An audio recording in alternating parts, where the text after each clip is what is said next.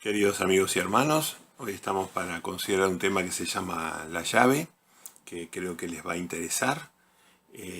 Tiene una base bíblica que a mí particularmente me interesa muchísimo, así que es un placer para mí contarles estos textos y estas novedades. Vamos a empezar desarrollando sobre esta imagen dos conceptos.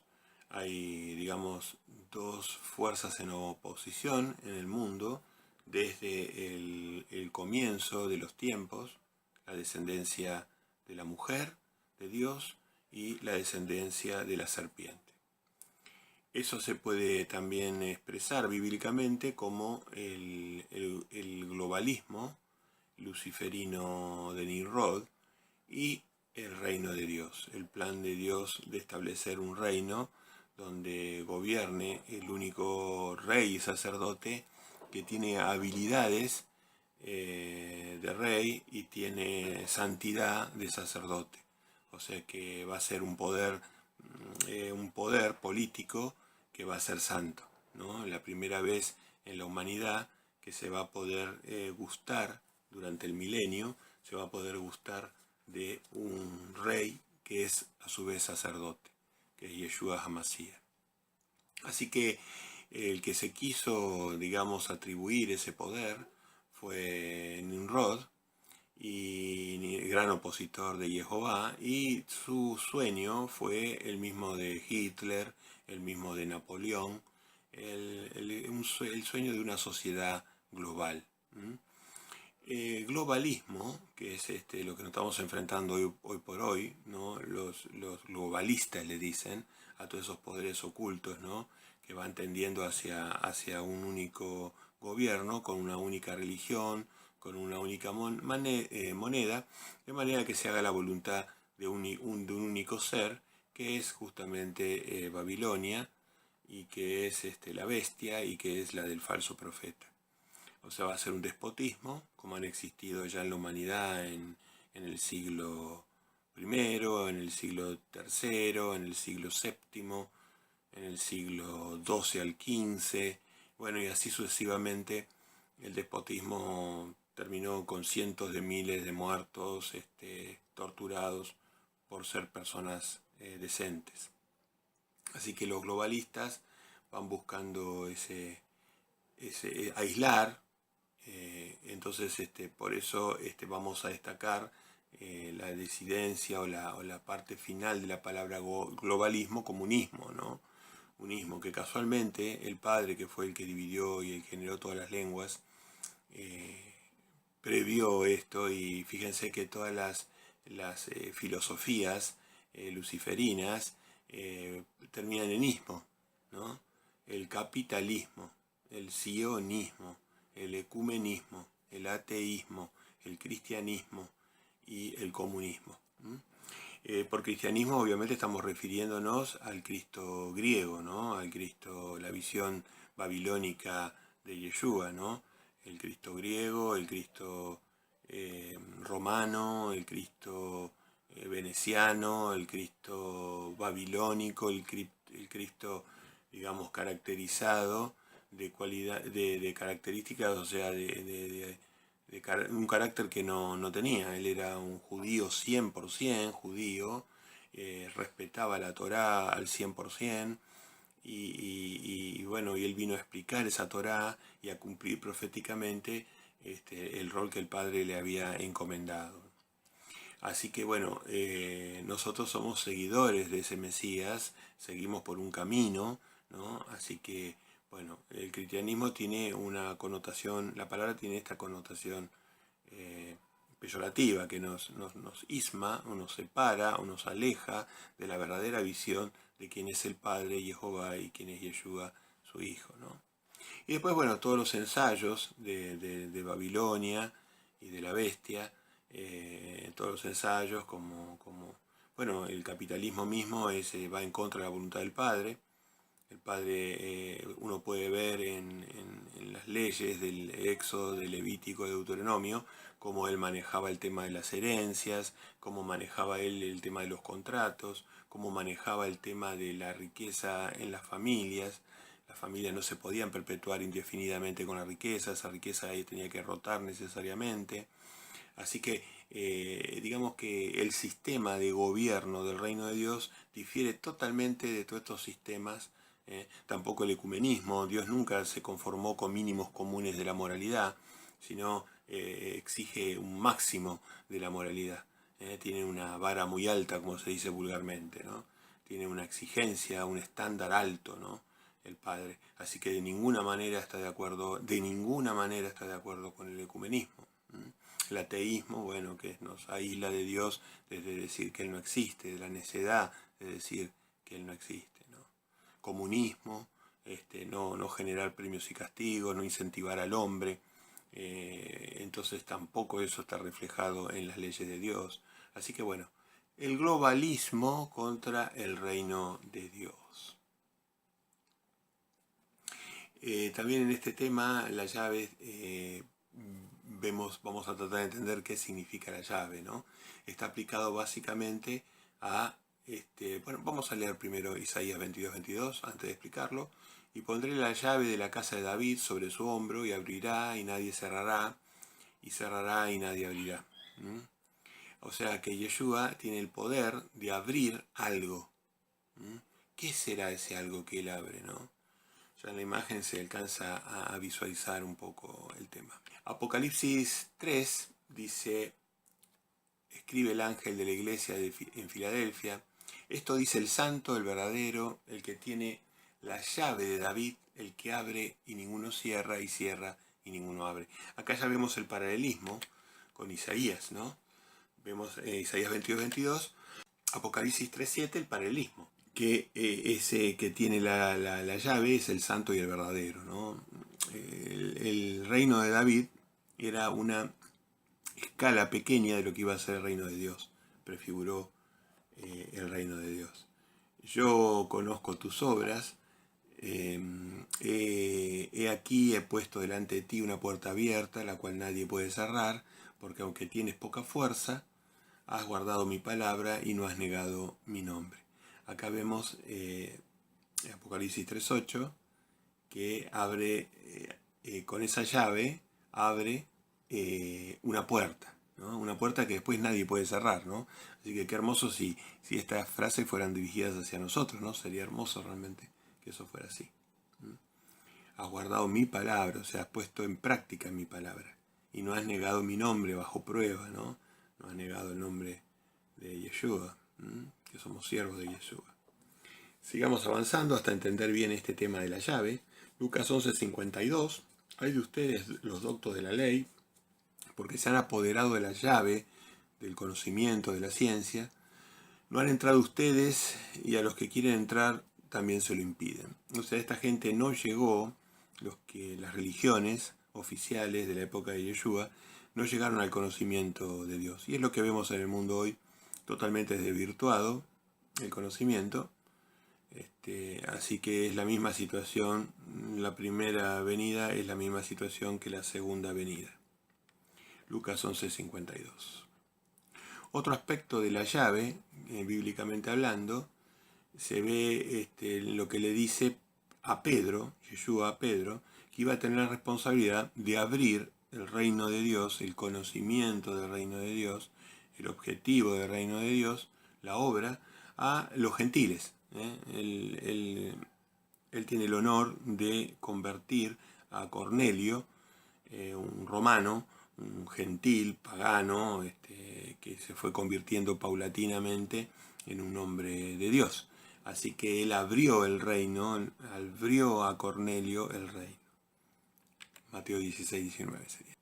También vemos en Apocalipsis 20:1 y 20:2, que ahí lo tenemos en la imagen, cómo después finalmente se abisma al que abisma.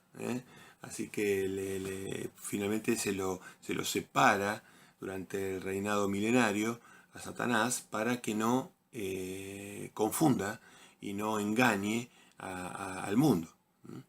Con complicidad o sin complicidad del ser humano, pero él está engañando y abismando, ¿no? Así que justamente a él se lo va a mandar a un abismo. Entonces ya podemos deducir que esa llave abre la luz de Dios, que es el conocimiento. Es el conocimiento. El profeta Oseas, en Oseas 6.4 y en Oseas 6.6, remarca que el conocimiento es vital para la vida. El conocimiento de Dios es vital para la vida. Y el que tiene la llave de ese conocimiento, de esa luz, es su Hijo. La llave que le dio el Padre, que le entregó el Padre. Así que vamos ahora entendiendo un poco el motivo de este tema, ¿no? El profeta Isaías, 1000 años antes aproximadamente 1000 años antes de Yeshua, dijo: a la ley de Jehová y al testimonio de Yeshua. Si ellos, o sea, el texto dice a la ley y al testimonio. Después vamos a deducir que estaba hablando de la ley de Dios y el testimonio de Yeshua. Si ellos no hablan de acuerdo con esta palabra, es que no les ha amanecido. Amanecer es luz.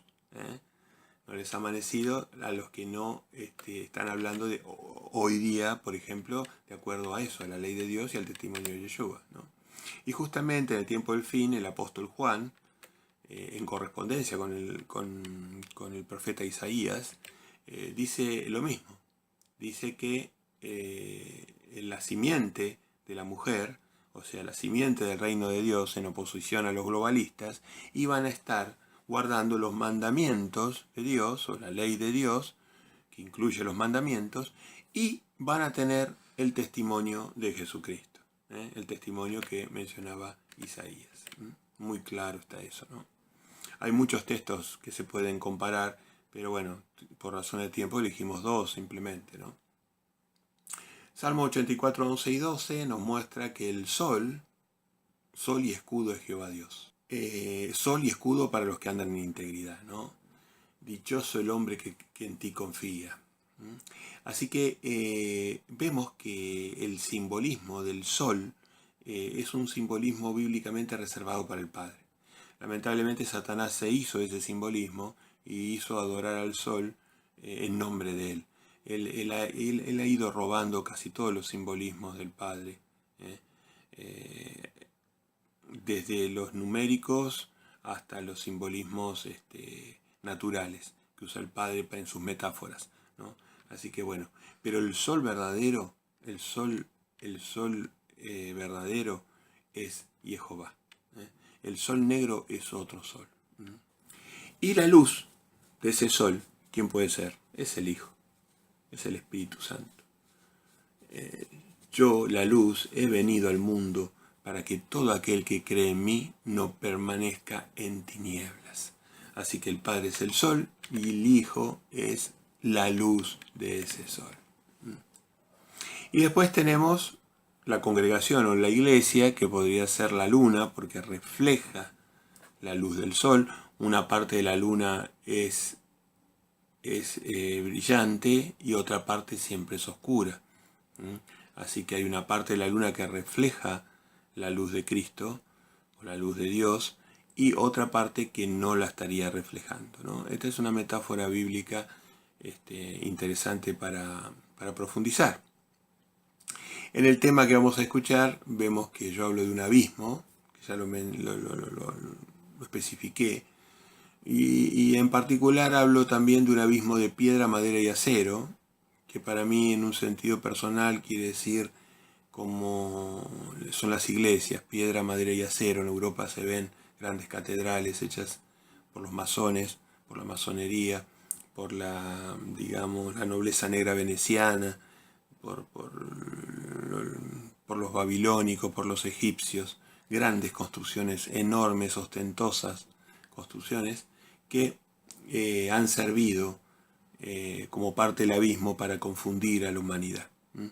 Cualquiera de esas congregaciones espléndidas por fuera, ven que usted puede hablar con las personas que asisten desde hace muchos años y van a ver que no tienen conocimiento verdadero, sino que los llenan de ritos y de información superflua, intrascendente, digamos. Lamentablemente esta es la confusión que decía el profeta Oseas, que va a costar la vida a mucha gente.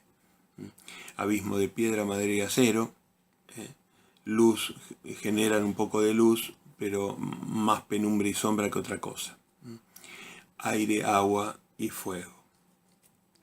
Así que siempre volvemos al mismo punto, la santificación a través de la palabra de Dios, del conocimiento, acceder a la llave que es Yeshua, por oración, y después hacer discípulos. El que no junta conmigo desparrama, decía el Mesías. Juntar el grano quiere decir hacer discípulos, llevarlos hacia el granero de él. El que no junta, el que no está haciendo discípulos, desparrama. Para eso primero tenemos que dirigirnos a su palabra, a su santa palabra, y pedir en oración al Padre que envíe el Espíritu del Hijo para que esa palabra se nos revele. Así que bueno, esto sería en resumidas cuentas lo que yo quise transmitir con este tema que se llama la llave, que bueno, como siempre digo, son temas de alabanza que yo hago y que también en este caso me están sirviendo para poder predicar, para poder llevar un mensaje bíblico. Espero que alguna cosa de estas pueda servir, que alguna de estas cositas queden en su memoria y en su consideración o en su interés, y que profundicen o consulten. Y bueno, nosotros estamos deseosos de poder ayudar.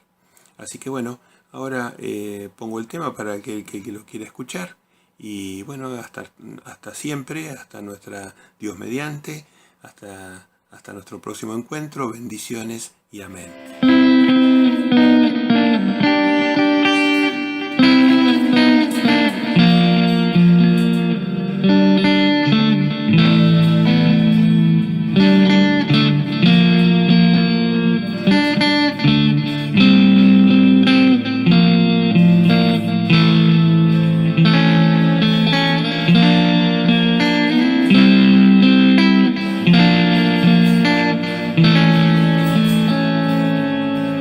Abismo profundo debo cruzar para encontrar tu resplandor. Solo tú, solo yo y nuestro amado sol.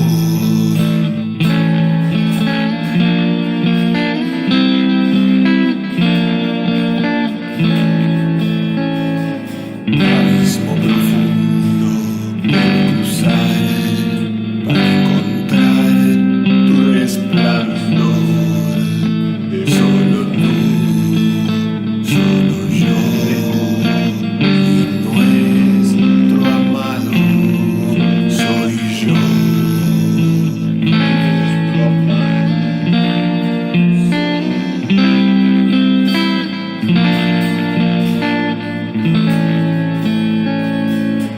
Abismo de piedra, madera y acero, luz, penumbras y sombras, aire, agua y fuego.